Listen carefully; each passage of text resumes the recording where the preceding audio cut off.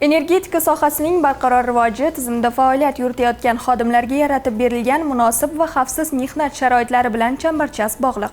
Bugun sohada ishlab chiqarish uzluksizligini ta'minlash bilan bir qatorda xodimlarning hayoti va sog'lig'ini asrash eng ustuvor vazifa sifatida belgilangan.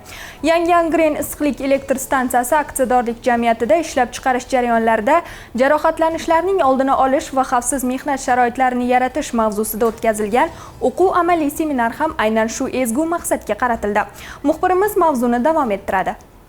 Yangi Angren issiqlik elektr stansiyasi aksiyadorlik jamiyatida tizim korxonalari mustahkamlik va xavfsizlik texnikasi xodimlari hamda mehnatni muhofaza qilish jamoatchilik vakillarining kasbiy bilim va malakasini oshirish, jarohatlarning oldini olish maqsadida tashkil etilgan o'quv-amaliy seminari ham ayni yo'nalishda tashkilotda olib borilayotgan ishlarning amaliy ifodasi bo'ldi. Unda mehnatni muhofaza qilish va xavfsizlik texnikasi, yong'in xavfsizligi va sanoat xavfsizligi muhandis texnik xodimlari, boshlang'ich kasaba uyushma qo'mitasi, jamoatchilik vakillari hamda ishchi xodimlar ishtirok etdi. Shuningdek, mehnat muhofazasi har bir xodim uchun xavfsizlik mezonidir shiori ostidagi ko'rgazma tashkil etildi. Jarayonda shaxsiy himoya vositalaridan tortib, ishqor va kislotali moddalardan asrovchi maxsus kiyim va uskunalar, dielektrik qo'lqoplar va ulardan to'g'ri foydalanishga doir fotoyo'riqnomalar to'g'risida batafsil ma'lumotlar berishdi. Bu o'quv mashg'ulotni tashkil etishdan maqsad bizni korxonamiz, bizni elektrostansiyamiz qolgan stansiyalarga farqli o'laroq biz ko'mir asosiy yoqilg'imiz ko'mir yoqilg'isi bo'lgani uchun bizda mehnat sharoitlari qolgan stansiyalarga qaraganda ancha farq qiladi. Qolgan korxonalar o'sha bizni mehnat sharoitlarimizni, xavfli ish o'rinlarini o'rganish maqsadida ularga bevosita qo'llanayotgan chora-tadbirlar o'rganish maqsadida bizni stansiyamiz tanlandi.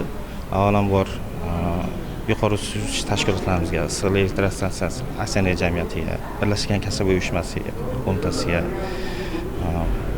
viloyat kasaba uyushmasiga, respublika kasaba uyushmasiga o'zim tashakkurimni bildiraman. O'ylaymanki, bu o'quv trening mashg'ulotlarida qolgan korxona xodimlari ham o'zlariga ma'qul, o'zlariga o'sha bilim saviyasini oshirishda qo'llaydigan ma'lumotlarga, tajribalarga ega bo'ladi deb.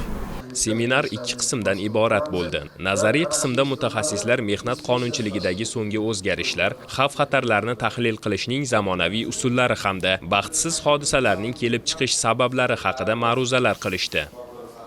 Ishchi xodimlarga qulay mehnat sharoitlarini yaratish maqsadida xodimlarni bilim va ko'nikmalarini doimiy ravishda oshirib borish bo'yicha muntazam tizimli ishlar yo'lga qo'yilgan.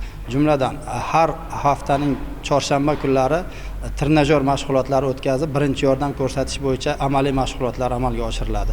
Har oyning bir kunida xavfsizlik texnikasi kunlari tashkil qilib boriladi. Xodimlarni ish sharoitlarini qulay qilish maqsadida har bir ishchi xodimga inventar, uskunalar bilan to'liq ta'minlangan.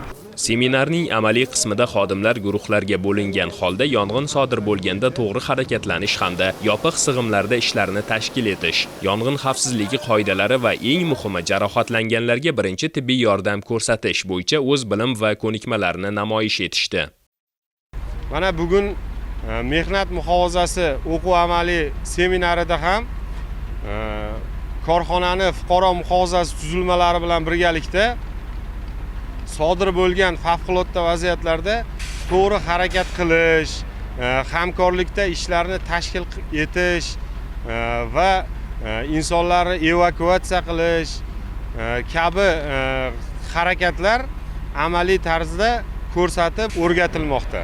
Tadbirlardan ko'zlangan maqsad kelgusida sodir bo'lishi mumkin bo'lgan favqulodda vaziyatlarda to'g'ri harakat qilishda juda bir asosiy tadbirlardan hisoblanadi. Darhaqiqat xavfsiz mehnat sharoitini yaratish bu faqatgina mehnat muhofazasi xizmatining vazifasi emas. Bu korxona rahbaridan tortib har bir ishchigacha bo'lgan barchaning umumiy ishi va mas'uliyatidir.